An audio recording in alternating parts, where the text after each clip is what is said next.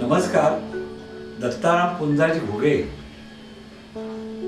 आपली मुंबई, महाराष्ट्र राज्याची मुंबई आणि महाराष्ट्राच्या राज्यात मुंबईतला आपला उद्योजक हा नेहमी एक पाऊल पुढे असतो.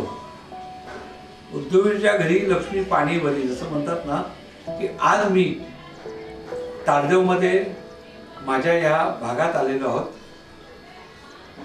आज मला आनंद वाटतो आहे की माझा जीवाभावाचा बालपणीचा मित्र, मग भले तो म्हणजे त्यांना मी कृष्णा म्हणतो, मी सुदामा, तर शिवाजी नवाजी उगले यांचा संपूर्ण प्रगतीचा आलेख माझ्यासमोर उभा राहिलेला आहे, ग्राफ्स वाढता आहे आणि त्याचा मी खरं साक्षीदार आहे. आणि आज मी महाराष्ट्रातलं जे दळणवळणाच्या साधनामधलं रोडवेज म्हणजे वैशाली रोडवेज, जे मोठमोठे सामान नेणारे ट्रक्स, वाहन, हा संपूर्ण बिझनेस कामकाज पाहणारे, त्याचबरोबर हॉटेलिंगच्या क्षेत्रामध्ये आमचे आदरणीय शिवाजी नवाजी उगले ते अग्रजू आहे. त्यांनी पहिलं साई सागर हॉटेल आलं, कॅप्टन हॉटेल आलं, त्यानंतर त्यांचं कृष्णामा किंवा ते पडग्याला त्यांचं स्वतःचं पेट्रोल पंप आणि हॉटेल आहे. असा हा उद्योजक आम्हा सर्वांना अभिमानास्पद आहे. आदरणीय शिवाजीराव नवाजी उगले साहेब, मी तुमचं सहर्ष स्वागत करतोय. आपण मला तुमच्या नमस्कार. तुम्ही जे हे केले त्याबद्दल तुमचे आभार, धन्यवाद. आभार नाही, आम्हाला एक संधी मिळाली आहे. आपण दोघांनी एकमेकांचं बालपण पाहिलेलं आहे, एकमेक जीवन पाहिलेलं आहे. पण मला सांगा, तुमचा जन्म कुठे झाला? जन्म आमचा सोनेवाडी गावी झाला, म्हणजे सोनेवाडी, संगमनेर तालुक्यात, नगर जिल्ह्यामध्ये संगमनेर तालुक्यातल्या निमण पंचकृषी गाव आहे हो. आणि आपल्या सोनेवाडी आणि सोनेवाडीतली माणसं ही सोन्यासारखी आहेत. खूप दुर्मिळ माणसं आहे की या माणसांनी संपूर्ण भारतात महाराष्ट्रात नाव गाजवलेलं आहे. नाव असं गाजवलं आहे की आपले वडील बंधू संपूर्ण बंधारी समाज उत्कृष्ट मंडळाचे अध्यक्ष आहेत आणि प्रत्येक सुखदुःखाला नेहमी उभे राहणारे आमचे मारुतीराव नबाजी उगले. आणि तुम्ही त्यांच्या बरोबरीने त्यांच्या पावलावर पाऊल ठेवून चालणारे आमचे शिवाजीराव नबाजी उगले.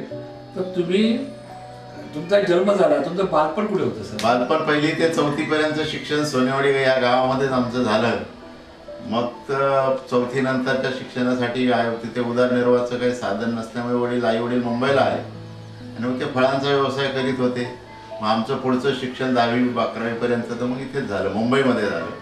मी पाहिलं आमचे नबाजी बाबा म्हणजे आपले वडील आणि माऊलींचं नाव काय आपल्या जनाबाई ही दोन ज्येष्ठ आमची पितृत्व मंडळी मुंबईमध्ये तारदेवमध्ये त्यावेळेला ते फळाच्या व्यवसायासाठी त्यांच्यावर त्यांच्या दोन्ही बहिणींना बरोबर घेऊन ते संपूर्ण मुंबईमध्ये पायाला अक्षर भिंगऱ्या लावून ते फेरीचा व्यवसाय, मग पारशी जनरल हॉस्पिटल असो किंवा ब्रिज कॅन्डी असो, या भागाभागात जाऊन त्यांनी एक उद्योजक एक ठसा, जसं आपण आंब्याचे व्यापारी तर त्या काळामध्ये नबाजी शेठ हे आंब्याचे व्यापारी आंबाचे व्यापारी होते.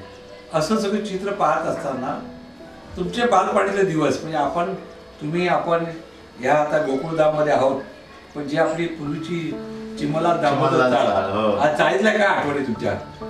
चाळीमध्ये आपण राहायचो त्यावेळेला गावच्या सारखीच मजा यायची. चाळीमध्ये असताना गावच्या सारखेच आपले घर वगैरे होते, सर्व लोक तिथे खाली भेटायचे, खाली खेळायचो, नंतर शाळेत जायचो. म्हणजे असा उपक्रम चालू असायचा. म्हणजे आपण गावी आहेत असं वाटायचंच नाही. चाळीत असताना आपली चाळ नावाची वाचाळ वस्तू एक गावच वाटायचं. आणि तसं जर बघितलं या गाडी अड्ड्यामध्ये 75% वंजारी होते आणि त्यातले त्यात जास्त आपल्या तालुक्यातले जास्त होते. सिन्नर आणि आपला तालुका, त्याच्यामुळे ते आपल्याला गावच वाटायचं. पण एवढे 75% वंजारी असताना उगले कुटुंबियांनी नेहमी सगळ्यांना आपुलकीने भरभरून प्रेम दिलेलं आहे. ज्या वेळेला आमच्या चाळीच्या प्रवेशद्वाराजवळ नबाजी बाबा असताना चाळीतल्या कुठचंही लहान मूल रस्त्यावर जायचं नाही किंवा त्या चाळीतल्या कुठच्या माणसाला कोणती अडचण लागली तर नबाजी बाबा जनाबाई सगळी मदतीला उभे राहायचे. विशेष म्हणजे कसं आहे की चाळीमध्ये 75% असले तरी मारुती शेठ आणि शिवाजी शेठ यांनी चाळीच्या माध्यमातून सगळ्यांना सामावून घेतलं. हो, आणि त्यावेळेला काय आपला वाहतूक व्यवसाय असल्यामुळे आपल्याकडे फक्त पुऱ्या गाडी अड्ड्यामध्ये आमच्याकडे सुमो गाडी होती आणि टॅक्सी होती. त्याच्यामुळे रात्री अपरात्री कोणाला, आणि त्यावेळेला विशेष म्हणजे टेलिफोन पण आमच्याकडेच होता चाळीमध्ये. सगळ्यांनी निरोप यायचे. संपूर्ण ताडदेव ते गावावरून आनंदाची बातमी असू दुःखाची बातमी असू तर त्या फोनवरती आमच्याकडेच यायची. अहो शेठ, माझं 13 डिसेंबर 1984 लग्न झालं. माझ्या लग्नाच्या वेळेला मी नवरदेव असताना तुमची टॅक्सी मित्र त्यावेळेला मला ताडदेववरून दादर कित्ते भंडारी हॉल त्याच्या नंतर ज्या आपली लग्नाची वरात म्हणजे शिवाजी शेट्टी तुम्ही मला गाडी तुम्ही त्या काळामध्ये उपलब्ध करून दिली. त्यानंतर माझे सख्खे चुलत भाऊ निमोनवरून शांताराम रघुनाथ घोगे यांच्या लग्नाच्या वेळेला 30 चालवलेला आपण मोठा आपला ट्रक पाठवला. म्हणजे आमच्या कुटुंबावर आमच्या बंधुतुल्यांचं किती प्रेम आहे. म्हणजे बघा, दत्ताराम उभेच्या लग्नामध्ये आम्ही गरीब लोक, पण त्या काळात हे आमची जीवाभावाची मंडळी यांनी मला टॅक्सी पाठवून एक माझी इमेज ठेवली. तर माझ्या चुलत भावाच्या लग्नात अख्खं ट्रक पाठवून अख्खं गावाचं वराड म्हणजे आम्ही काय म्हणतात ना की नगर जिल्ह्यातून आपल्या नाशिक जिल्ह्यात आम्ही गेलो. तर शिवाजी शेठ, मला सांगा, वैशाली रोडवेज ही स्थापना आपण कधी केली? त्या कंपन्या आम्ही 76 साली ट्रक घ्यायला सुरुवात केल्या. त्यावेळेला 4-5 ट्रक झाल्या. मग 1984 साली वैशाली रोड लाईन्स ही कंपनी मारुती शेटने आणि आम्ही स्थापन केली. सुरुवात झाली या कंपनी. त्याला तुमच्या काही पेट्रोलियम किंवा BPT अशा ठिकाणी तुमच्या गाड्या अशा त्यांच्याशी संधान असायचं का? हो, आणि त्यावेळेला काय आपल्याकडे गाड्या असल्यामुळे किंवा आम्हाला असं वाटायचं आपल्याला ह्या गाड्या उभं करण्यासाठी रस्त्यामध्ये कुठेतरी जागा पाहिजे, हॉटेल पाहिजे, पंप पाहिजे, असं पूर्वीपासून. आणि मारुती शेठ त्याप्रमाणे ते प्रयत्न पण करत राहिले. मी इकडे हा धंदा सांभाळला आणि ते बाहेरचे कामं वगैरे सांभाळत राहिले. त्यांच्या डोक्यामध्ये ती एक कल्पनाच होती बाहेर कुठेतरी आपण. मग त्या हिशोबाने आम्ही ही पडग्याची जागा निवडली आणि तिथे 3 एकर प्लॉट घेतला होता. बघा, आमच्या संपूर्ण कुटुंबातर्फे की आमच्या संपूर्ण वंदरी समाजातर्फे पहिला पेट्रोल पंप किंवा पहिला हॉटेल पदार्पण यांचं आहे. ज्या वेळेला आम्हाला मुंबईवरून जे साईंच्या पालख्या जातात, शिर्डीला जातात, तर बऱ्याचशा पालख्यांची व्यवस्था पेट्रोल पंप येते, त्यांची व्यवस्था तुम्ही कशी काय करता? साईबाबांची व्यवस्था आल्यानंतर त्या लोकांना काय पाहिजे तिथं आपल्या बाहेर मोठी जागा आहे, तिथे त्यांचं तंबू वगैरे, त्यांची जेवणाची सोय असेल किंवा त्यांची आंघोळीची काही सोय असेल ती करून देतो आम्ही. साहेब, मला एक सांगा की तुम्ही जे हॉटेल क्षेत्रात, पेट्रोल पंपाला हॉटेल क्षेत्रात कसे काय आला तुम्ही? हॉटेल साई सागरचं आपलं कशी उभी केली? कारण साई सागरचे मालक कोणते? शिवाजी शेठ, नवाजी उगले, त्यानंतर सौभाग्यवती, मंदाकिनी, शिवाजी उगले. ही कल्पना कशी आली साई सागर? कल्पना पेट्रोल पंप असल्यामुळे की बाजूला एक हॉटेल लागतच ड्रायव्हर क्लिनरला जेवण्यासाठी, त्यांना आरामासाठी, आंघोळीसाठी पेट्रोल पंप असल्यामुळे मग ती कल्पना डोक्यात आली. आणि त्याच्यानंतर मग सर्वच लोक धाबे टाकतात, तर आपण चांगल्या प्रतीचं आपण हॉटेल टाकावं म्हणून आम्ही चांगलं प्रतीचं ते एकदम नवीन याच्याप्रमाणे, आता नवीन युग आहे मॉर्गनाइज प्रमाणे हॉटेलच व्यवस्थित बांधलं. साई सागरनं कॅप्टन हा काय होता?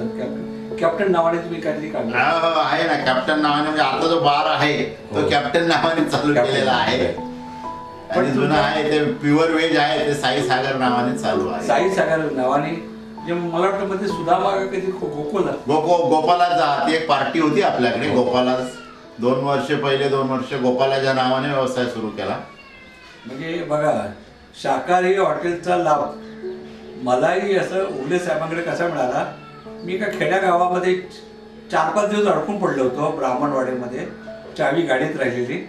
5 दिवसानंतर जेव्हा मुंबईमध्ये परत असताना माझ्याबरोबर असे माझे व्याही, त्यांना काही वेळेला मेडिसिन घ्यायच्या वेळेला त्यांना ट्राफिक पुढे खूप अन्न पाहिजे महत्त्वाचं, तर त्यावेळेला शिवाजी शेठ यांच्या हॉटेलमध्ये आल्यानंतर आमच्यासारख्या जे भुकेलेले जीव होते त्यांना मायेचे 2 घास यांनी भरवलेले. आणि आज यांचा वैशिष्ट्य म्हणजे की आपल्या भागामध्ये अखंड हरिनाम सप्ताह, म्हणजे जे अध्यात्म वारकऱ्यांनाही खूप तऱ्हेने त्यांची मदत असते. तर आपण आपल्या भागामध्ये RTO ऑफिसमध्ये वारकरी संप्रदायाचा हे असतं सप्ताह असतो. मुंबई सेंटरमध्ये जे आपले बकालदारी, जे लायसनदारी आहे त्यांना मदत करतो. त्यांचा सप्ताह असतो. त्यात तुम्ही त्याला मदत कशी करता, कशा प्रकारे करता मदत? आता त्यांनी जर रोप मागितली किंवा काही धान्य मागितलं किंवा खायच्या वस्तू मागितल्या तर ते देत असतो. कारण आम्ही ज्यावेळेला 71 साली 70 साली मुंबईला आलो त्यावेळेला तिकडे आमचे काशीनाथ गीते असायचे. हो, मग त्याच्यामुळे मग त्यांच्या ओढीने आम्ही तिथे जायला सुरुवात केली. मग त्याप्रमाणे त्यामुळे आम्ही आतापर्यंत ती परंपरा खंडित ठेवलेली नाही. त्यावेळेला काका घेनुभाऊ शिरोळे हे मग कधी तांदळाची गोण मागायचे, कधी काही मागायचे, त्याप्रमाणे आम्ही द्यायचो. तसंच आतापर्यंत पण आम्ही ते देत आलेलो आहे. सोनशी गावचे सुपुत्र हरिभक्त पारायण काशीनाथ बुवा गीते बडे कंपाऊंडमध्ये बी ब्लॉकला राहायचे. त्यांचे चिरंजीव विजय गीते बोरवलेला राहतात. आणि त्यांनी संस्कार घडवलेला. संस्कार त्यांचे आमच्यावरती फार संस्कार उपकार पाहिजे त्याच्यात ते आम्हाला मदत करायचे. बडे कंपाऊंडमध्ये असताना त्यांच्या बरोबरीने मी थोडंफार काम केलं होतं. पण उगले साहेब, मला सांगा की आता आपण थोडं तुमच्या फॅमिलीकडे येणार आहोत. कारण तुमच्या लग्नामध्ये सकाळी सोनेवाडीला हळदीला मी होतो. त्यानंतर रात्री मी दापूरला एक आमचे दादा पाटील केदारांच्या जीपमधून तुमच्याकडे रात्रीचं आम्ही लग्नाला आलो. ते लग्न, तुमचं लग्न कधी झालं, काय काय झालं प्रसंग, तो गमतीतच माहिती द्या. माझं लग्न 24 मार्च 1984 साली झालं. त्यावेळेला आमचे काका होते काशीनाथ गीते, त्यांच्या मध्यस्थीनेच आमचा विवाह जमला होता. आणि लग्न मग गावच्या पद्धतीने, गावची जास्त ओढ असल्यामुळे, आमचे संपूर्ण नातेवाईक गावी असल्यामुळे, आणि पूर्वी सर्व विवाह हे गावीच पार पडायचे. आणि त्यावेळेला विवाहाला भरपूर लोक यायचे, त्याच्यामुळे तो विवाह समारंभ आम्ही गावीच ठेवला होता. म्हणजे मला साधीर आणि उच्च विचारसरणी, उद्योजक आहे, पण आपल्या गावाची नाल कधी सुटली नाही. जे जे काही असे गावामध्ये जे ते कामं करतात, म्हणजे गावातल्या मातीशी काय म्हणतात ते, त्यांचा नेहमी तो तुमचं रिलेशनशिप जो संबंध आहे. आणि आता तुम्ही तुमच्यावरती तुमच्या ज्या भगिनी आहेत, भगिनींना जो आजच्या काळात तुम्ही सांभाळतो. कारण का आजच्या काळामध्ये की मुलगा आई वडिलांकडे बघत नाही, की आजी आजोबांना सुद्धा काही वेळेला वृद्धाश्रमाची वाट दाखवतात.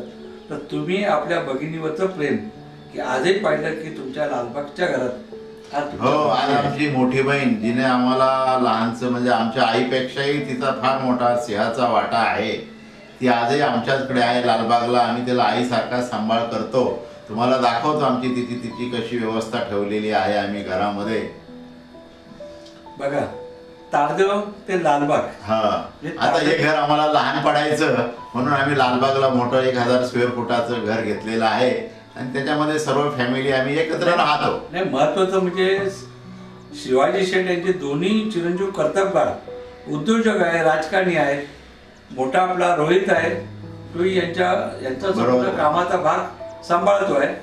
सागरही तसं त्या पावलापावलातून चालतोय. पण त्याचा पूनम महाजनजी किंवा गोपीनाथ मुंडे, प्रमोद महाजन आणि भाजप नेत्यांचा चालुक्याशी संबंध असल्यामुळे राजकारणातही त्याची प्रगती आहे. आणि अशा वेळेला तुम्हा सगळ्यांना, म्हणजे ज्या आमच्या भगिनी, ज्या आज आमचा समाज त्यांच्याकडे नतमस्तक करतोय, सौभाग्यवती, मंदाकिनी, शिवाजी उगले साहेब, म्हणजे आज हे सगळं कुटुंब सावरलं जात आहे, आपल्या भगिनींना सांभाळलं जात आहे. आणि असा हा संसार आपल्याला इथे तारदेववरून पाहिला, प्रत्यक्ष आपण लालबागला, जिथे लालबागचा राजा बसतोय, जिथे लालबागचं मार्केट आहे, तिथे जाऊन आपण लालबागला आपल्या लालबागच्या गणरायाला अभिवादन करून आपण शिवाजी शेठ यांच्या जो सुखी संसार आहे त्या संसाराकडे जाऊन शुभेच्छा देणार आहोत. आणि विशेष म्हणजे त्यांचं जी उद्योगाची सुरुवात, जी राणीबागच्या पाठीमागे पाटणकरवाला रोडवरून मोदी स्ट्रीट, ज्या मोदी चाळीमध्ये त्यांचं पाटणवाला रोड, तर तिथून त्याची सुरुवात झाली. तेही आपण शूटिंग करणार आहोत. आपण पुढील म्हणजे याच कार्यक्रमामध्ये आपण तारदेव टू लालबाग हाही प्रवासात सुरुवात करूया. शिवाजी शेठ, आपल्या मनपूर्वक शुभेच्छा. मुलाखत संपली नाही, पुढची मुलाखत आपल्या कुटुंबियासोबत आहेत. हार्दिक शुभेच्छा. धन्यवाद. भेटल्याबद्दल, आल्याबद्दल फार फार बरं वाटलं. लहानपणचे मित्र आहे. विशेष म्हणजे आमच्या शाळेतले मस्कर सर गमतीने आम्हाला सांगायचे, मी तरी अभ्यासात नव्हतो, पण हे व्यवहारात त्याच्या हातात तानाच होता. ते नेहमी सांगे, तुम्हाला ग्रँडरोडच्या बाजारात भाजीपाला विकायला बसा. पण ज्या वेळेला शिवाजी शेठ कर्तबगार आणि असं उत्तुंग व्यक्तिमत्व झाल्यानंतर सगळ्यांची मान उंचावली. आपला विद्यार्थी आज केवढा मोठा, तुका एवढा, आबाळा एवढा. संत तुकाराम महाराजांसारखे जसे संत शिरोमणी लाभले, तशी माझ्या जीवनामध्ये शिवाजी नभाजी उगले. हेच माझं एक हृदयस्थान आहे. आणि मी तुम्हाला आधी शुभेच्छा देतो. आणि पुढील आपल्या मुलाखती तुमच्या घरी जाऊया. नमस्कार. नमस्कार. आभारी.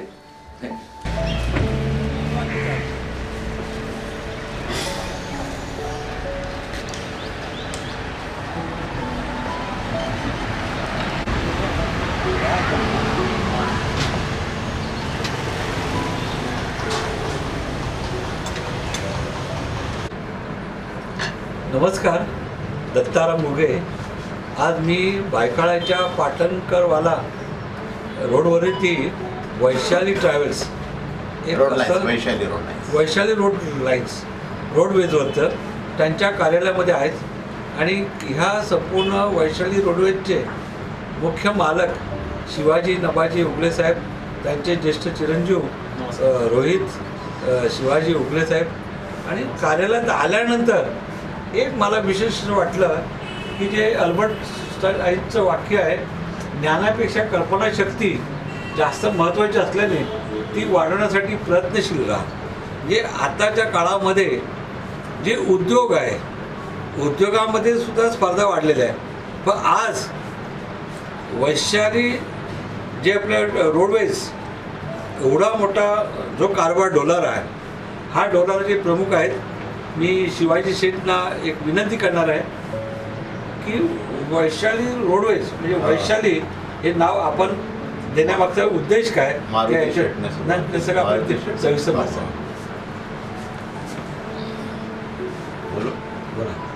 आमचे मोठे बंधू मारुती उगल मुगले, पूर्वी त्यांनी ज्या व्यवसायाला या वाहतूक कंपनीला सुरुवात केली आणि त्यांची पहिली मुलगी फार नशिबान होती, तिचं नाव वैशाली होतं, म्हणून आम्ही ह्या कंपनीला वैशाली हे नाव देण्यात आलं आणि त्या नावामुळे आमचा चांगलाच हे झालं, प्रगती झाली. पहिली मुलगी होती ती पहिली मुलगी प्रगती हो प्रगती झाली, तिचं नाव पण छान होतं. मग आम्ही तिच्या नावानेच दोघा भावांनी या व्यवसायाला सुरुवात केली. वैशाली रोडवेज म्हणजे आपले मारुती शेठ यांची मोठी मुलगी उगले साहेब यांच्या प्रेरणेतून हा उद्योग उभा राहिला. मारुती शेठ उगले एक ज्येष्ठ उद्योजक म्हणून महाराष्ट्रात त्याचा दबदबा आहे आणि संपूर्ण वंजारी समाज उत्कृष्ट मंडळाचे अध्यक्ष म्हणून आहे. आज वैशाली रोडवेजच्या कार्यालयात बसल्यामुळे की त्यांच्या पुढच्या माता जिजाजी जना आहे. इथे तुम्ही हा जो फोटो बघताय त्या स्वतः कैलासवासी कुमारी वैशाली रोडवेज. फक्त काही हा पार्श्वभूमी सांगू इच्छितो. जसं आपल्या मराठी हिंदू संस्कृतीमध्ये एक परंपरा, आपल्या एक मान्यता आहे की घरातली पहिली मुलगी ही आपली लक्ष्मी जन्माला येते आणि योगायोगाने तोच एक कालावधी असा होता 74-75चा.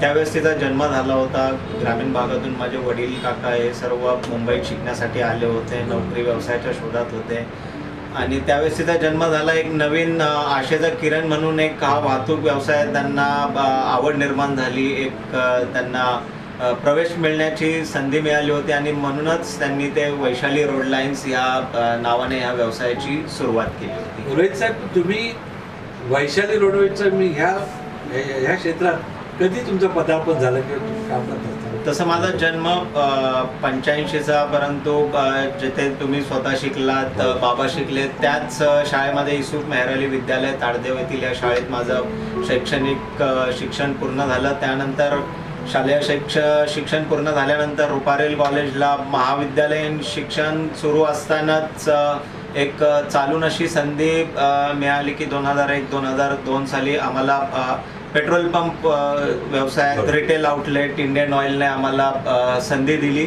मारुती ऑटोमोबाईल्स म्हणून आता आपलं पडग्याला तिथे पेट्रोल पंपाचा व्यवसाय आहे आणि मग 2001-2002 साली जशी व्यवसायामध्ये गरज भासू लागली होती बाबांना, पप्पांना, काकांना, मग त्यांना हातभार म्हणून मी कॉलेजचं आपलं शिक्षण पूर्ण करून दुपारच्या वेळेस इथे येऊन थोडा वेळ त्यांना त्यांच्या अकाउंटिंगमध्ये काही कंपन्यांच्या मिटिंगांमध्ये वगैरे मी त्यांना मदत करायला चालू केली.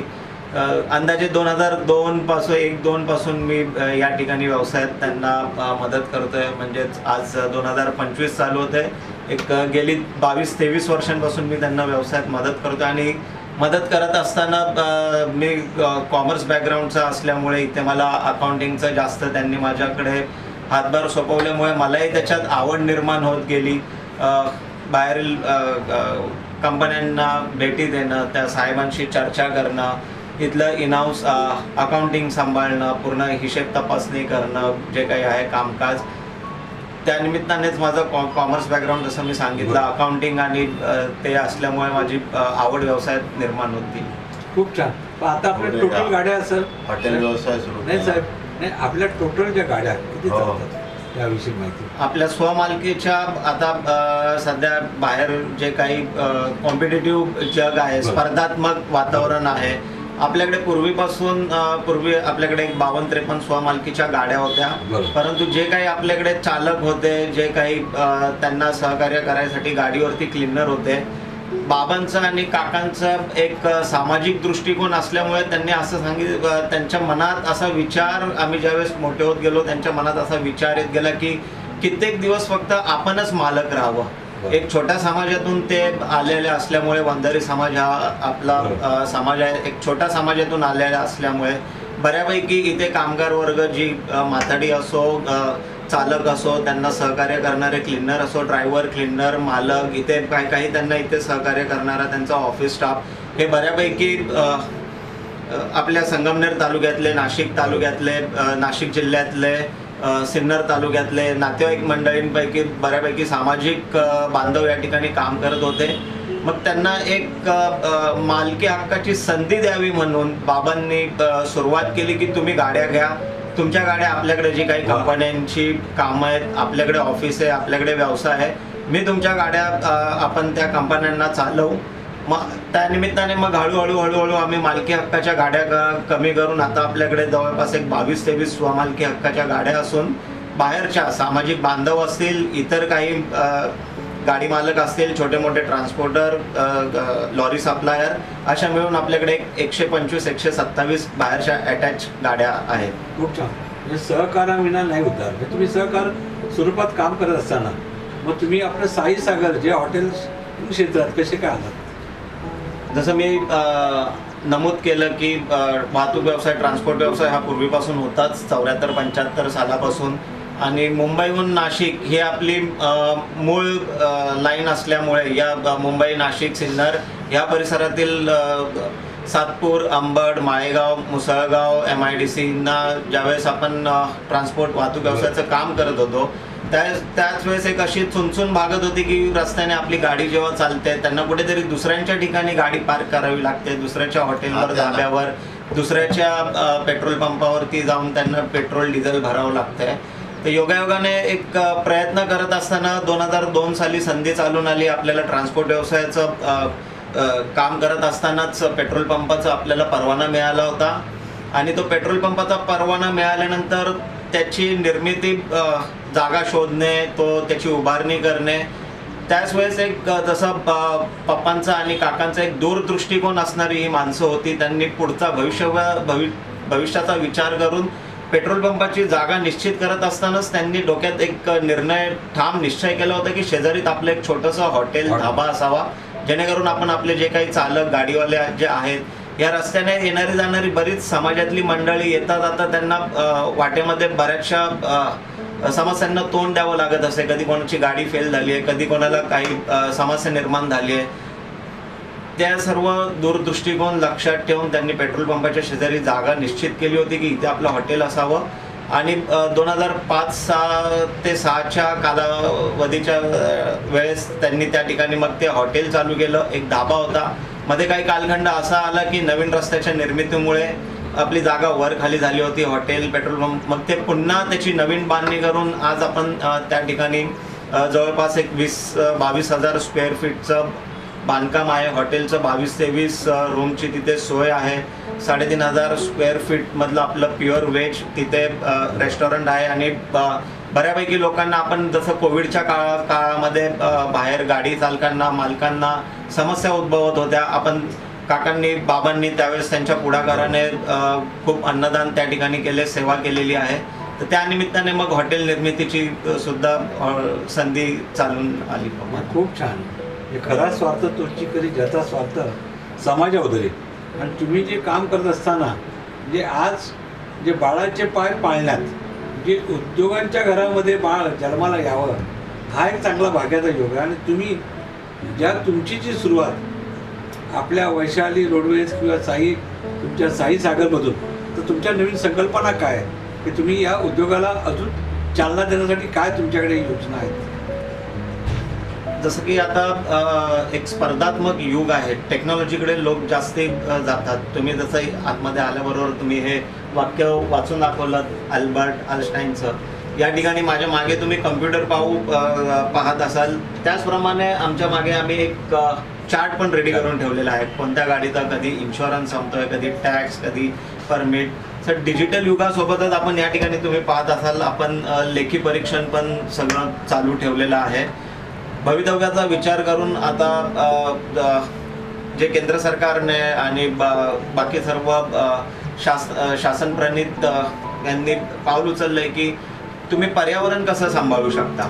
सर्वात जास्ती प्रदूषणाचा जर काही हे असेल तर डिझेल, पेट्रोल हे नॅचरल रिसोर्सेस आहेत. वीज निर्मिती तुम्ही करू शकता, वीज निर्मितीला तुम्ही पर्याय अवलंबू शकतात. परंतु ही जी नैसर्गिक जी नॅचरल रिसोर्सेस आहे डिझेल, पेट्रोल, ही कधी ना कधी संपुष्टात येऊ शकतात किंवा त्याचा तुटवता भासू शकतो. तर आता आम्ही भवितव्य लक्षात ठेवून आम्ही पप्पांनीच आम्हाला हे सुचवलंय की आपण इलेक्ट्रॉनिक व्हेकल्सकडे कसं आपलं हे करू शकतो. तर त्यासाठी आम्ही चाचपणी गेल्या 6 महिन्यांपासून आम्ही चाचपणी सुरू केलेली आहे. 2 ऑलरेडी इलेक्ट्रिक व्हेकल्सचं आम्ही काम करतो आहे, त्याचे रिझल्ट चांगले आहे आणि येणाऱ्या नजीकच्या काळात पुढील 2 ते 2.5 वर्षामध्ये जवळपास 60% इलेक्ट्रिक व्हेकल्स आणि मग उरलेले 30-40% जे आहे ते जुनेच आपले डिझेल व्हेकल, असं आमचं हे सध्याचं ध्येय आहे. म्हणजे बदलत्या काळाप्रमाणे आपण चालत आहात. पण तसं एखादं ऑटोमोबाईल कोणाला एज्युकेशन किंवा एखादी शिक्षण संस्था, एखादं टेक्निकल, एखादं तांत्रिक असं काही शैक्षणिक दृष्टिकोन तुमच्या समोर काय आहे का या समोर? नक्कीच. जसं की समाजामध्ये सामाजिक भान ठेवून नेहमीच काही ना काही कार्य यांचं चाललेलंच असतं.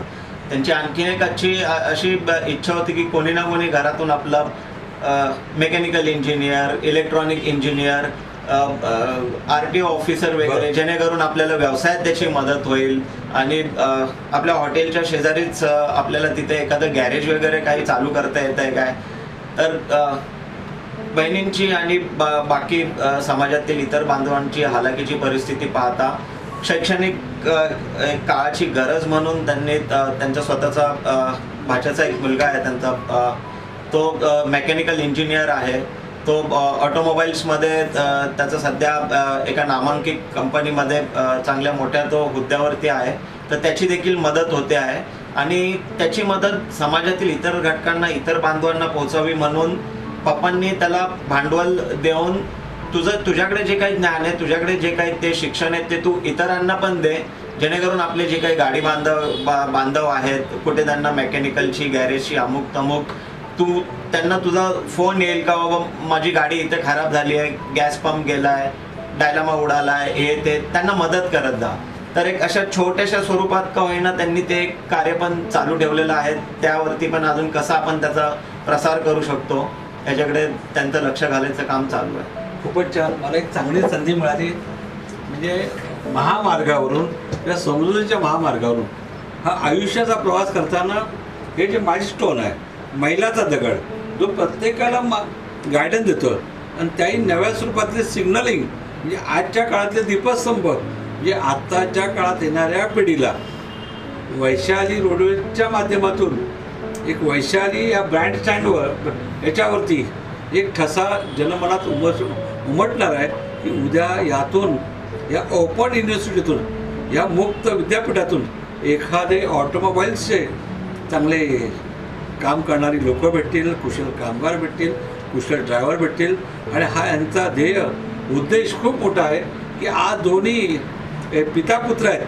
म्हणजे माननीय शिवाजी नभाजी उगले साहेब, रोहित शिवाजी उगले साहेब, आणि ह्या कुटुंबाने त्यांचं योगदान विसरता कामा नये.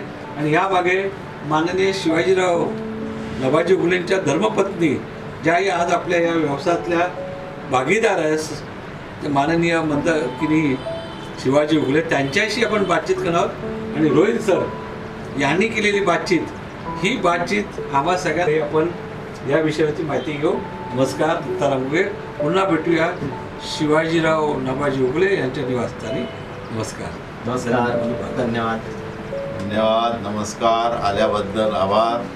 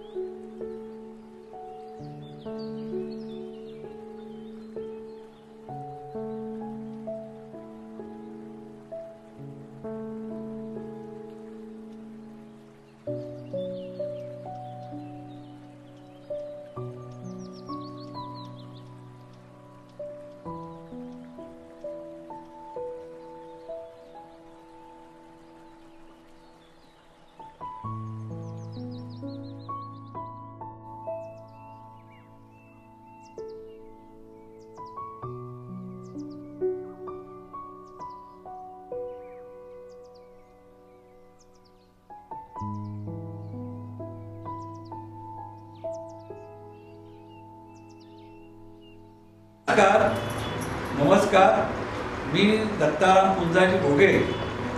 आज मुंबईच्या कामगार भागात मी लालबाग म्हटलं, लालबागचा राजा, गरम काळातलं मार्केटचा राजा. आणि अशा या पुण्यभूमीत जी माझी दोन दैवत आहेत, म्हणजे आज आम्ही सकाळपासून ताडदेवपासून तर आम्ही बऱ्याच ठिकाणी आमची सोन्यासारखी माणसं आहेत,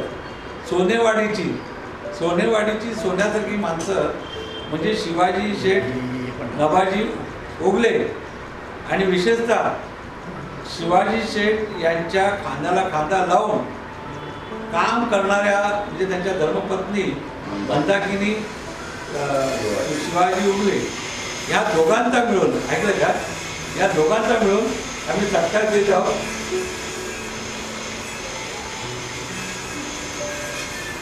आणि ह्या दोन्ही लक्ष्मीनारायण या जोडप्यांना उदंड आयुष्य आरोग्य लाभावं असं मी देवाकडे प्रार्थना करतोय. वैशाली रोडवेज आणि साई सागरचे मुख्य मालक माननीय शिवाजी शेठ नवाजी उगले आणि मंदाकिनी शिवाजी उगले यांना उदंड आयुष्य आरोग्य लाभावं आणि आता संपूर्ण संसार सुखी समृद्ध हो अशी मी देवाकडे प्रार्थना करतोय. आणि इथंच याची आज मंदिर म्हटलं विठ्ठल रुक्मिणी लक्ष्मीनारायण आणि साक्षात हे माझ्या माहितीप्रमाणे खरी माणसं, देव माणसं समाजासाठी, मानवतेच्या मंदिरासाठी सदैव झटणारे ते दोन्ही महत्त्वाचे व्यक्तिमत्व म्हणजे शिवाजी शेठ नवाजी उगले आणि मंदाकिनी शिवाजी उगले. म्हणतातही तुम्ही यांच्या पाठीमागे संसार, किती वर्ष तुमचा संसार चालू आहे, त्या संसारामध्ये किती वर्ष रमला? 41 वर्ष. 41 वर्ष संसार, म्हणजे आता 50कडे संसाराचा त्यांचा गाडा चालत राहणार आहे. तुम्हाला कसं वाटतं आल्यापासून?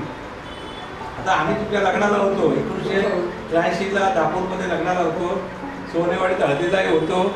पण लग्न झाल्यानंतर ज्या तुम्ही आमच्या चिमलाच आहेत गाडी अड्ड्यात आला, एवढ्या छोट्याशा घरातून तुम्ही मोठ्या घरात आलात, तर तुम्हाला यामागे तुमची म्हणजे काय म्हणतात लक्ष्मीची साथ आहे. तर तुम्हाला कसं वाटतं आजचे दिवस? खूप छान वाटतं आजचे दिवस आहे. शिवाजी शेठ तुम्ही कठीण काळाचे काम केलेले आहे, वेळप्रसंगी टॅक्सी चालवली, वेळप्रसंगी जे काय तुम्हाला जे काय, आणि आपल्या मातापित्यांनी किंवा आमच्या जिजाबाईंनी किंवा आपल्या ह्यांनी फळाच्या टोपल्या घेऊन संपूर्ण मुंबईमध्ये भ्रमण फिरल्या. ते दिवस आणि आताचे दिवस मला कसं वाटतं? फार फरक आहे. आता त्यांच्याच आशीर्वादाने मिळालेलं एक फळ आहे. आपण जी मेहनत केली त्या मेहनतीमधूनच हे सगळं प्राप्त झालेलं आहे. आणि आता आनंद वाटतो. बघा, गरीब परिस्थितीतून फुटपाथवरती फळं विकून, टॅक्सी चालवून, ट्रकवरती हे करून हे सगळं आता उपलब्ध झालं आहे, त्याबद्दल फारच आनंदाचे दिवस आहेत. आनंदाचे दिवस असेच काय टिकून राहून द्या. कष्ट करून, पण ज्यांनी आयुष्यभर कष्ट केले, कष्ट करून गरिबीचे चटके सहन केले आणि त्यातून मुलांना घडवलं गेलं, असे आजचे शिल्पकार हे खऱ्या अर्थानं आमच्या समाजाचे आदर्श आहे.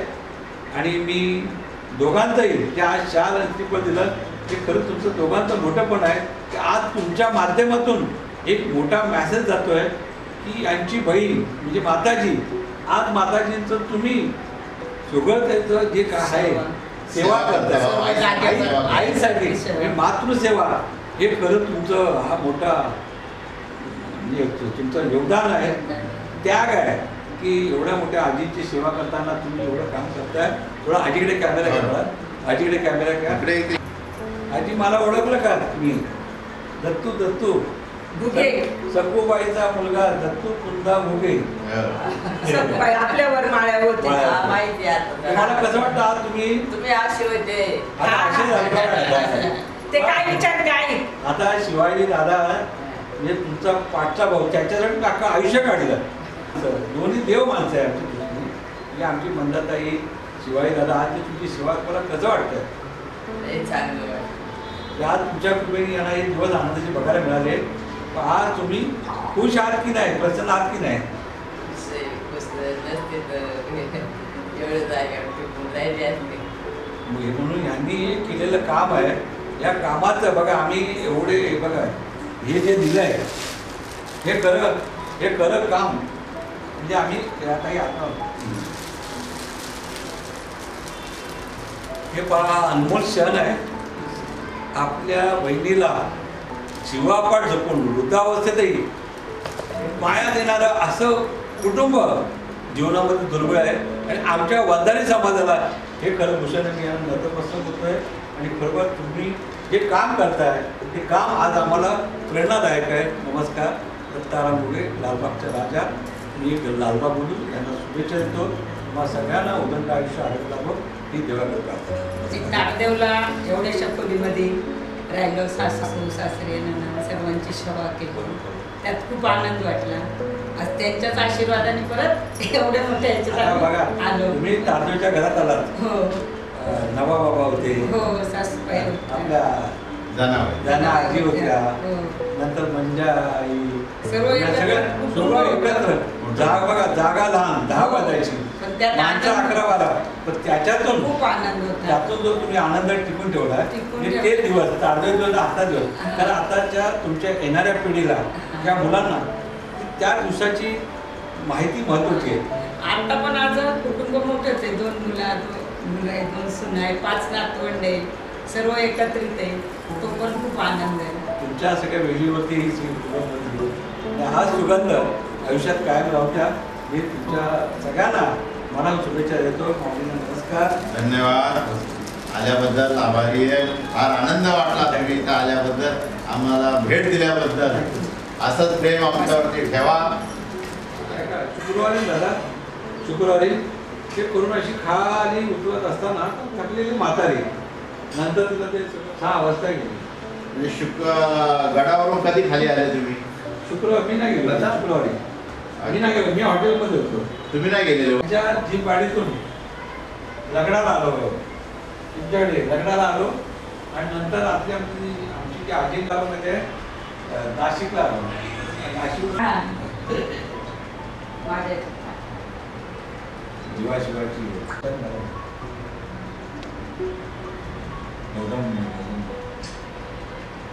हॅलो, झोपली होती.